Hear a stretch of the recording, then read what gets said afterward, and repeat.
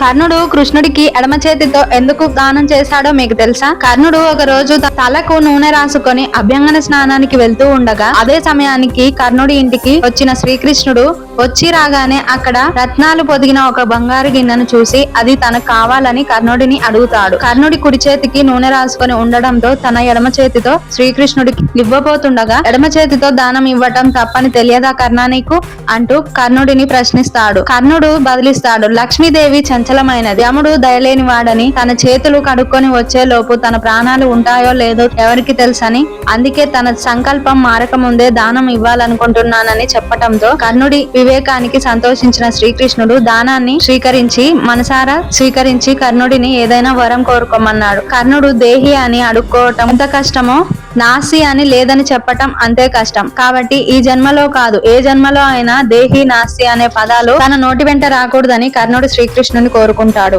శ్రీకృష్ణుడు తదాస్తు అన్నాడు. మంచి పనులు అనుకున్న వెంటనే చేయాలని, ఆలస్యం చేస్తే అమృతం విషమవుతుందని శ్రీకృష్ణుడు ఈ సంఘటన ద్వారా లోకానికి చాటి చెప్పిండు. ఫ్రెండ్స్, వీడియో నచ్చితే లైక్ చేసి సబ్స్క్రైబ్ చేసుకోండి. జై శ్రీకృష్ణ అని కామెంట్ చేయండి.